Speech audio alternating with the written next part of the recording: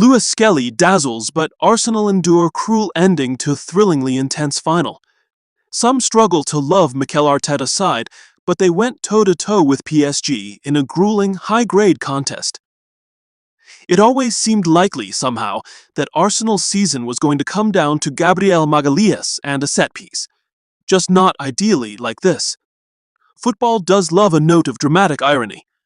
And while Arsenal may have lost this Champions League final on penalties to Paris Saint-Germain, after 3 brain-mangling hours of unresolved jab, smother and counter-thrust in the humid green bowl of the Puskas Arena, this was also a brilliant, high-graded, dizzyingly tense game of football. After half an hour, it was already the kind of day where it becomes impossible to remember a time when this game wasn't happening, where the Puskas Arena is just the universe now, when there is just always this single humid moment, the same rolling bowl of noise, the red, white, and blue shapes, the constantly shifting patterns.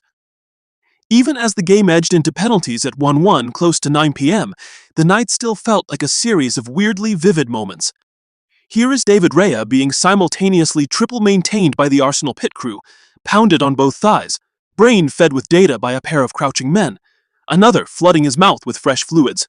In the stands, the same Arsenal fan had been leaping up all night, stringy arms beating the air, chain bouncing, king of the stairwell, a man completely lost in this time and this place. Down on the pitch, Mikel Arteta had come to Budapest in his summer wardrobe, the light grey slacks jettisoned in favor of some very dark grey slacks and a silky polo shirt, poised on his chalk line like an unusually trim and energetic darts player. By now, Arteta was into his 6th dance battle rondo huddle of the night, crouching and clenching and barking every word. He loves to talk about suffering. Across his 3 hours here, Arsenal's manager must have done 20,000 star jumps and 650 shuttle sprints, never letting his intensity drop. How will this man ever sleep again? They're going to need some kind of elephant tranquilizer gun to put him down for the night. And so PSG have retained their title, completing the much-trumpeted two-peat. They are a hugely deserving champion team, all the more so at the end of a game that was made beautiful by Arsenal making sure anyone who wanted to win this thing had to be good enough to beat them, insisting that every trick and feint and moment of grace was gouged out of something hard and real. By the end, this was a reminder, too, that some things are long, difficult, and nuanced, that the world's most popular form of entertainment is still like this at its best, a saga, grudging in its rewards, despite what you might hear about instant content, real culture, and the allegedly junk attention spans of young people.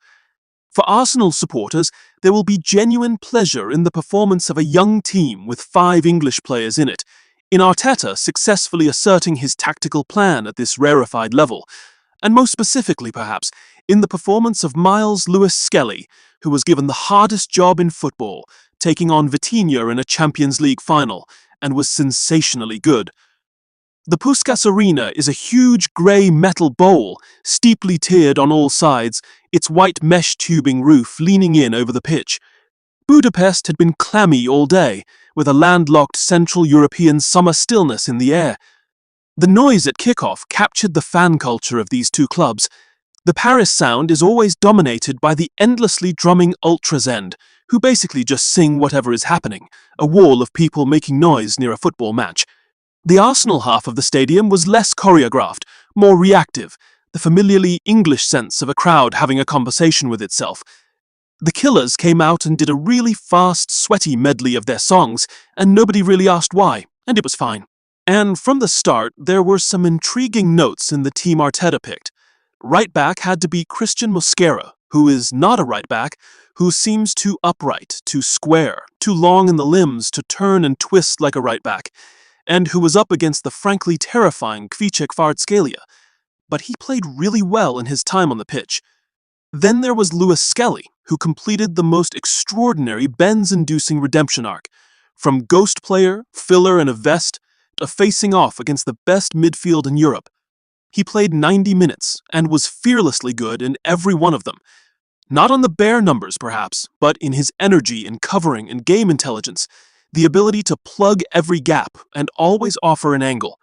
There were some lovely moments. A surge through midfield in the first half, and a thigh-shredding charge back to dispossess Desiree Doué on 78 minutes.